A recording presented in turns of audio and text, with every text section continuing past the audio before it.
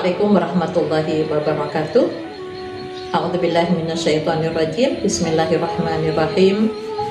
Alhamdulillahi rabbil alamin wal 'aqibatu lil muttaqin wala udwana illa 'alal zalimin. Asyhadu an la ilaha illallah wahdahu la syarikalah wa asyhadu anna Muhammadan abduhu wa rasuluhu la nabiyya ba'dah. Qala Allah ta'ala fil kitabil karim.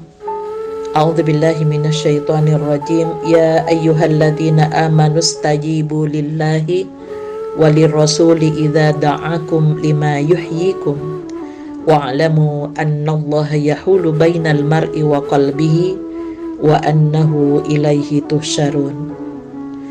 Wahai orang-orang yang beriman, penuhilah seruan Allah dan Rasul apabila dia menyerumu kepada sesuatu yang memberi kehidupan kepadamu. Dan ketahuilah bahwa sesungguhnya Allah membatasi antara manusia dan hatinya, dan sesungguhnya kepadanya lah kamu akan dikumpulkan. Pemirsa dan pendengar yang dirahmati oleh Allah, ketika ayat ini turun, maka Rasulullah Sallallahu Alaihi Wasallam memohon kepada Allah pada hadis yang diriwayatkan oleh Tirmidzi, Allahumma ya muqallibal qulub tsabbit qalbi ala dinik. Ya Allah, wahai yang membolak-balikkan hati, teguhkanlah hatiku pada agamamu. Rasulullah Sallallahu Alaihi Wasallam dalam sabdanya, at-taqwa hahuna, takwa itu pusatnya ada di hati. Jika hati dipenuhi dengan takwa, maka anggota badan juga akan turut mengimplementasikan ketakwaan itu dalam setiap geraknya. Tapi jika hati kosong dari takwa, anggota badan juga akan mencerminkan kekurangan itu. Oleh sebab itu, marilah kita jaga hati kita dan kita tingkatkan kualitas takwa kita. Allah Subhanahu wa ta'ala berfirman pada Quran surat Asy-Syu'ara ayat 88 sampai ayat 89, yauma la yanfa'u malu wala banun illa man atallaha biqalbin salim. Pada hari ketika harta dan anak-anak tidak berguna kecuali orang-orang yang menghadap Allah dengan hati yang bersih. Tentu semua manusia tengah berjuang untuk bertemu dengan Allah. Semua manusia akan memenuhi Allah dengan bekal berupa amal yang dilakukan di dunia ini. Ada yang benar-benar membawa bekal, tapi ada pula yang salah membawa bekalnya. Bukannya bekal yang bermanfaat, tapi justru beban yang menyengsarakan dalam perjalanan dan berbuah penderitaan di akhir perjalanan. Allah Subhanahu wa ta'ala menyebutkan bahwa bekal yang bermanfaat itu adalah qalbun salim, hati yang selamat, yaitu hati yang tunduk patuh pada aturan-aturan Allah. Jadi inilah bekal terbaik saat menemui Allah. Tanpa hati yang tunduk patuh, tentu seluruh hal yang diusahakan manusia menjadi tidak berguna, termasuk harta dan anak-anak. Pemirsa dan pendengar yang dirahmati oleh Allah, tidak ada satupun yang menyanggah bahwa unsur paling penting dalam jasad manusia itu adalah hati. Sehingga posisi hati bagi anggota badan itu laksana raja bagi rakyatnya, laksana panglima bagi tentaranya, atau mirip pemegang remote control bagi barang elektronik. Segala gerak-gerik dan ucapan dikendalikan oleh hati. Maka hati yang mampu mengenali Allah itu adalah hati yang memiliki iradah, kemauan untuk mentaati Allah. Sedangkan anggota badan sebagai pelengkap dan alat yang membantu keinginan hati. Lalu, seperti apakah gambaran hati yang selamat yang mewakili karakter hati yang paling baik itu? Tentunya persepsi antara sebagian orang ada perbedaan.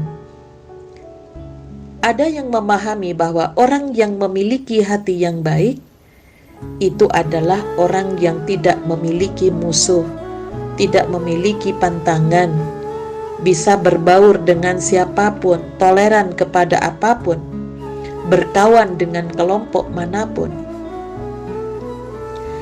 Ada pula sebagian orang yang menyelisihi syariat dengan terang-terangan, tapi mengatakan yang penting hatinya baik. Seperti pernyataan seorang perempuan sepulang dari haji dan umroh.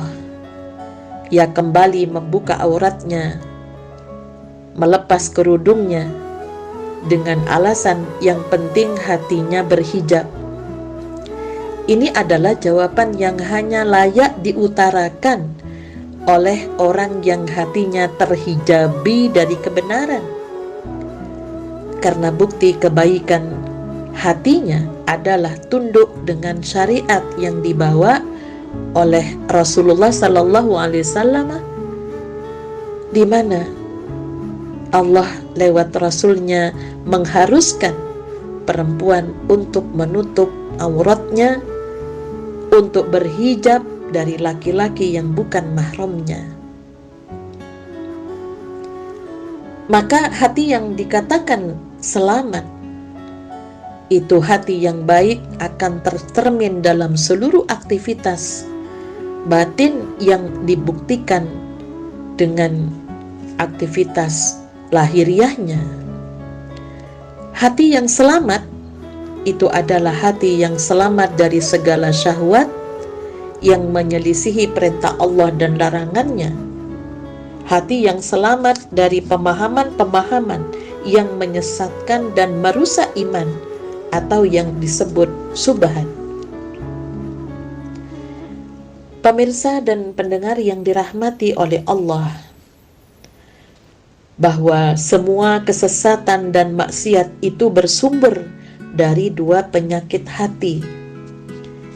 Yang pertama berupa syahwat, yang kedua berupa syubhat. Karena dorongan syahwat, orang yang telah memiliki ilmu tentang yang wajib harus dilaksanakan, itu menjadi enggan untuk melaksanakannya. Karena apa? Karena syahwat, maksiat dan dosa dilakukan dengan penuh kesadaran. Ia tahu apa yang diperbuatnya adalah dosa, tapi ajakan syahwatnya mengalahkan ilmunya. Hingga ketika syahwat berkali-kali menang, syahwat menjadi raja bagi pemiliknya.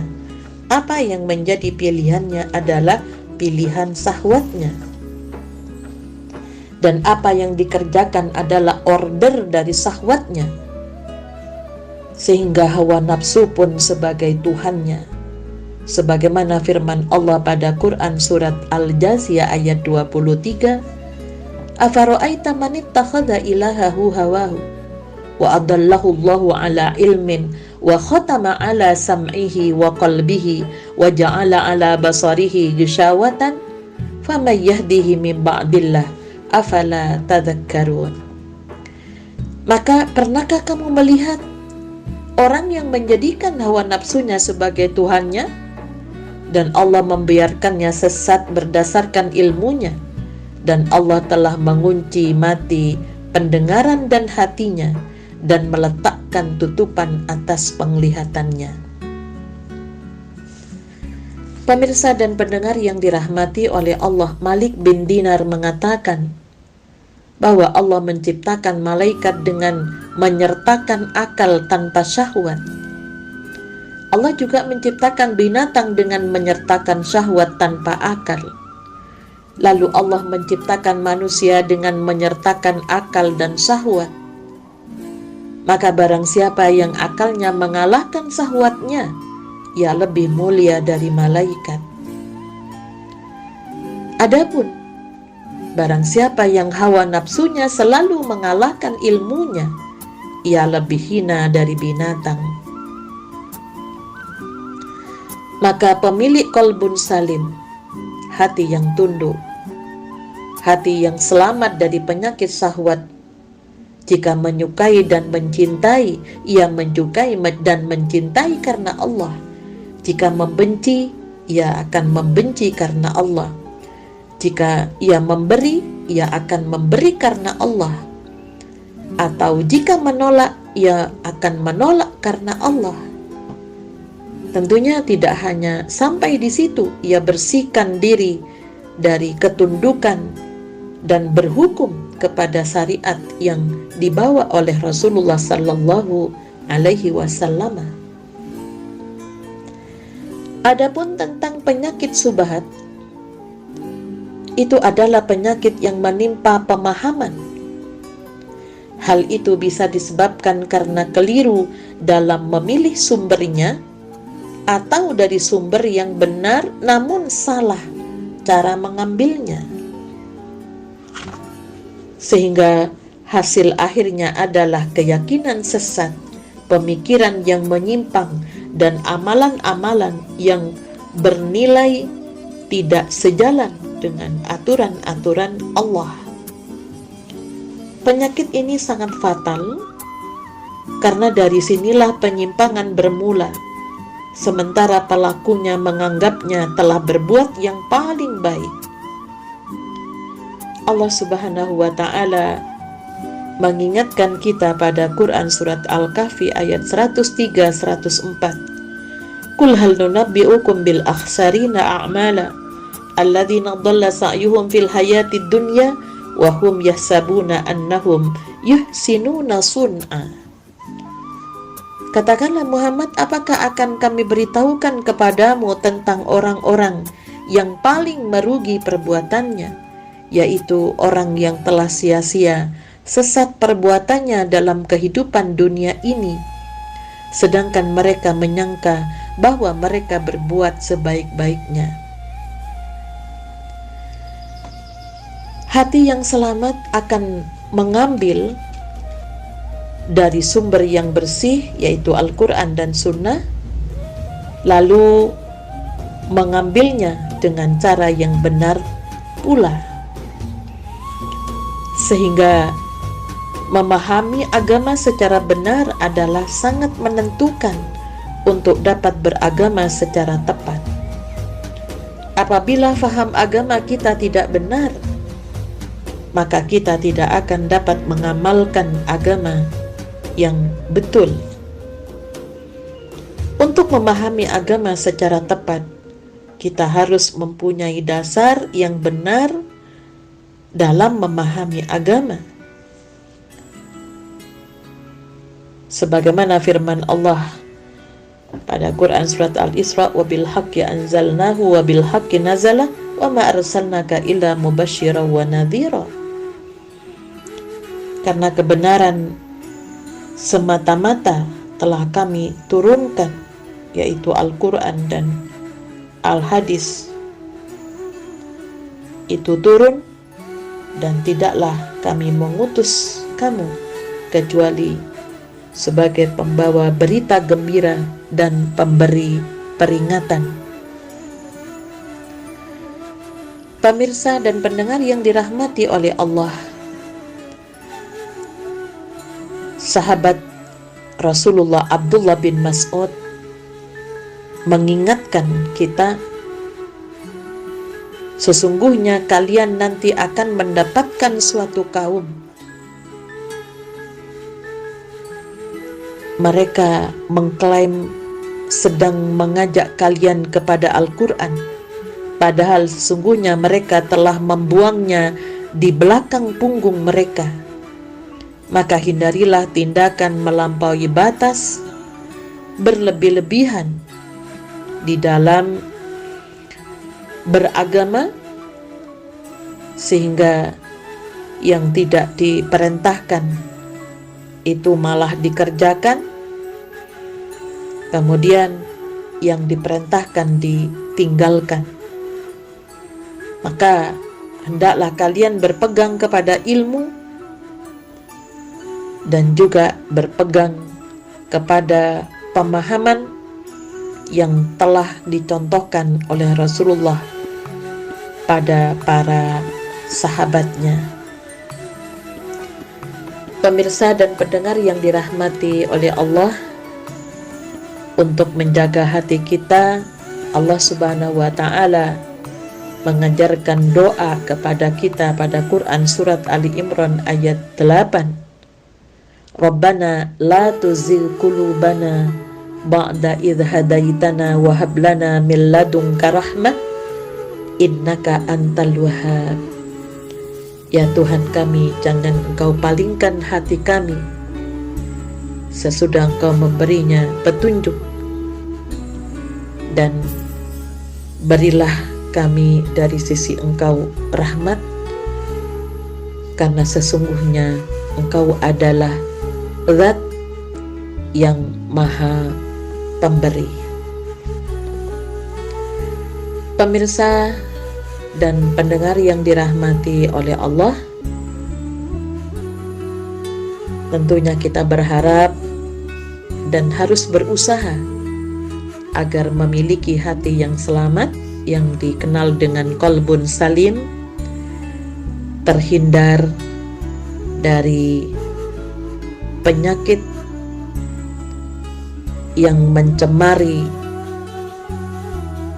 dalam kita beragama ini, yaitu penyakit syahwat dan subhat. Semoga kita senantiasa mendapatkan perlindungan dari godaan syahwat, dan kelak di hari kiamat kita dapat berjumpa Allah dengan hati yang bersih, lagi diridhoi oleh Allah Subhanahu wa Ta'ala. Nasrun minallah wa fathun qaribun basyiril mu'minin walhamdulillahi rabbil alamin. Assalamualaikum warahmatullahi wabarakatuh.